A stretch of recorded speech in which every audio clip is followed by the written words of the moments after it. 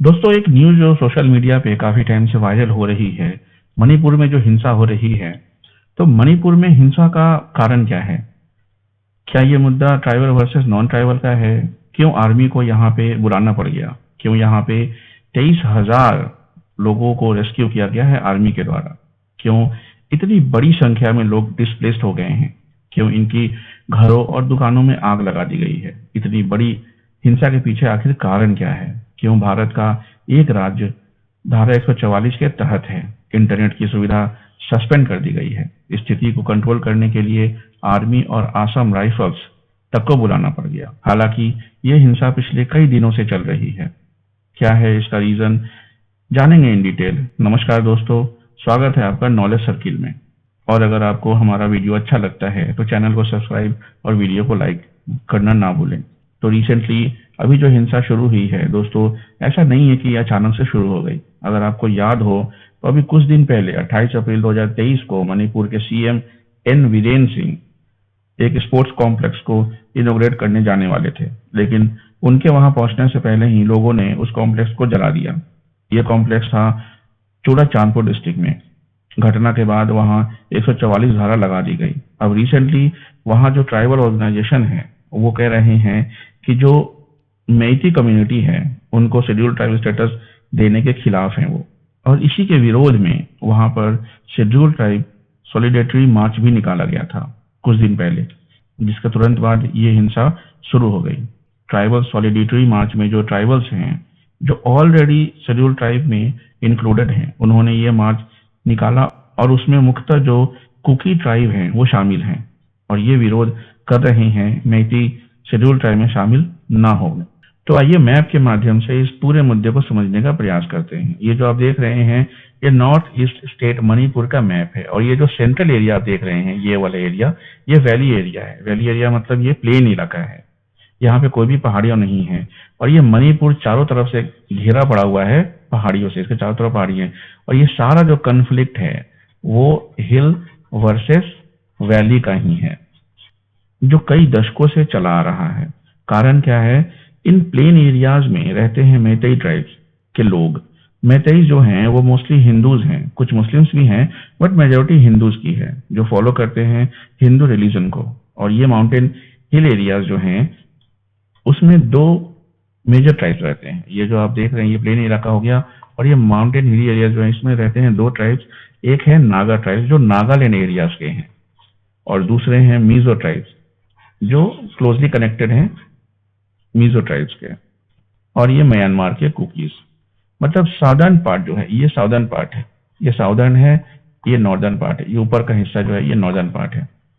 मतलब southern part में cookies ज्यादा हैं और नॉर्दर्न पार्ट में नागाज ट्राइब ज्यादा हैं। 2011 के सेंसस के हिसाब से जो टोटल पॉपुलेशन है स्टेट की वो अप्रोक्स 28 लाख से ज्यादा है, जिसमें से अप्रोक्स 59% जो लोग हैं वो रहते हैं वैली रीजन में और 41% हिली रीजन में रहते हैं। तो जो मेजोरिटी है मेतई ट्राइब्स की 59%, 60 में से 40 असेंबली सीट्स भी जो हैं वो मेतई के एरियाज में आती है, और ये मेनली इम्फाल जेरीबम वैली वाला इलाका है। और ऐसा नहीं है कि इन्हें अभी कोई रिजर्वेशन नहीं मिला हुआ है, इन्हें अभी ओबीसी रिजर्वेशन के अंतर्गत ये आते हैं।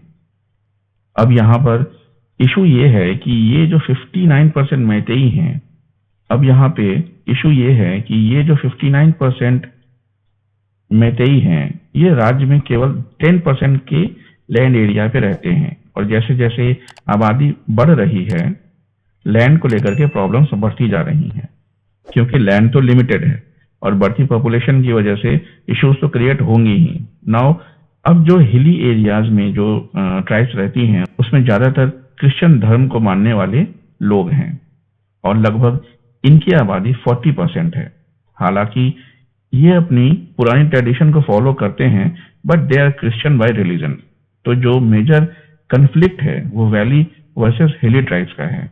तो जो प्रॉब्लम्स हैं वो यही हैं कि मैतेई कम्युनिटी का कहना है कि भाई हमें शेड्यूल ट्राइब का स्टेटस दे दो, क्योंकि कॉन्स्टिट्यूशन में शेड्यूल ट्राइब्स को बहुत सारे प्रोटेक्शंस मिले हुए हैं एज कंपेयर टू ओबीसी। दशकों से इनकी ये डिमांड सरकार से चल रही है। अब यह मामला हाई कोर्ट पहुंचा। हाई कोर्ट ने अभी रिसेंटली अप्रैल के मंथ में यह कहा कि आप प्रपोजल भेजिए सेंट्रल गवर्नमेंट को। अब ये प्रपोजल भेजते इसके पहले HSE ने विरोध जताया। HSE means hill area committee, जो 1972 में सेटअप की गई थी स्टेट के हिली एरियाज के डेवलपमेंट पर्पस के लिए। और ये सारा कुछ कॉन्स्टिट्यूशन के आर्टिकल 371C के अंतर्गत है। इस आर्टिकल के अंतर्गत नॉर्थ ईस्ट के लिए कुछ स्पेशल प्रावधान रखे गए हैं। तो ये HSE एक कॉन्स्टिट्यूशनल बॉडी है हिली एरियाज की, और बिना इस कमेटी के रिकमेंडेशन के सरकार कोई प्रपोजल मेरे समझ से नहीं भेज सकती। बट ये सारा मुद्दा जो है लेजिस्लेटिव है, पॉलिटिकल है। फिर ये सारा मुद्दा सड़कों पे कैसे आ गया, तो आइए समझते हैं। तो पहली बात तो ये है कि ये सारा इश्यूज कोई नया नहीं है। शेड्यूल ट्राइब का संघर्ष दशकों से चल रहा है, और मैतेई कहते हैं कि आजादी के पहले मतलब 1950 तक हम शेड्यूल ट्राइब की लिस्ट में थे, मगर जब नया ऑर्डर लाया गया शेड्यूल ट्राइब का, तब हमें इससे बाहर कर दिया गया। और इनका कंसर्न ये है कि मैतेई पीपल की ST यानी शेड्यूल ट्राइब की डिमांड मेनली यही है कि हमारी जमीनों के ऊपर कई सारे लोग कैप्चर कर रहे हैं। मतलब जो हिली एरिया के ट्राइब्स हैं उनको सरकारी जॉब्स मिल रही हैं, जॉब में प्रेफरेंसेस भी मिल रहे हैं शेड्यूल ट्राइब रिजर्वेशन की वजह से, और इकोनॉमिकली भी काफी स्ट्रांग हो रहे हैं, जिसके बाद वो वैली एरिया में आकर के जमीन खरीद रहे हैं। और इससे हमें नुकसान हो रहा है क्योंकि धीरे धीरे हम अपनी ही जमीनों से दूर होते जा रहे हैं। एक रीजन ये भी कह सकते हैं कि जो पहाड़ी एरिया है उसके आसपास के, जैसे कि ये म्यांमार हो गया, बांग्लादेश हो गया, वहां से लोग आकर के और वैली एरिया में बस रहे हैं। और मैतेई समाज को शेड्यूल ट्राइब का टैग मिल गया तो ये सारी जमीनें जो लोग मतलब बाहर से जो आकर वहां बसने वाले लोग हैं वहां पे बस नहीं पाएंगे, वहां पे जमीन खरीद नहीं पाएंगे। एक ये भी रीजन है शेड्यूल ट्राइब के टैग को पाने का। इन सब के अलावा दूसरा एक बड़ा कारण अभी वाली प्रोटेस्ट का एक एविक्शन ड्राइव भी है। समझने वाली बात यह है कि अभी मणिपुर गवर्नमेंट ने वहां इलीगल इंक्रोचमेंट के खिलाफ एक अभियान चलाया हुआ है। जो हिली एरियाज में इलीगल कंस्ट्रक्शन है उनको हटाने का। पिछले 1 साल से इन पहाड़ी एरिया में लोगों के जो इलीगल घर और बड़ी बड़ी बिल्डिंग्स हैं उनको तोड़ा जा रहा है। ऑब्वियसली अगर किसी के पास जमीन का मालिकाना हक नहीं है या सिटीजनशिप के पूरे डॉक्यूमेंट्स नहीं है, उनको ही वहां से हटाया जाएगा। और इस इविक्शन ड्राइव के खिलाफ कई सारे कुकीज और मिजो संगठन है, क्योंकि इनका मानना है कि गवर्नमेंट मैतेई डोमिनेंट है और गवर्नमेंट जानबूझकर ट्राइबल क्रिश्चियन कुकीज को टारगेट कर रही है। और इनके हिसाब से ये गवर्नमेंट एक पर्टिकुलर ग्रुप को टारगेट कर रही है, कुकी ग्रुप। और इससे और खास करके जो ट्राइबल चर्च के ग्रुप हैं वो सरकार की आलोचना कर रहे हैं काफी टाइम से।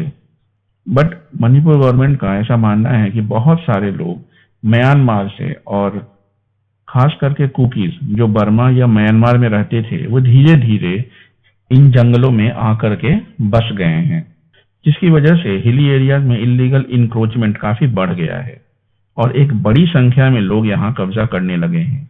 और आज के टाइम पे ये सारी प्रॉब्लम एक साथ खड़ी हो गई है, जिसकी वजह से ये जो चूड़ा चांदपुर है वहां हिंसा हुई, स्टेडियम जला दिया गया, प्रोटेस्ट रैलियां निकाली गई, क्योंकि ये लोग मैतेई समाज के शेड्यूल ट्राइब में शामिल होने के अगेंस्ट हैं।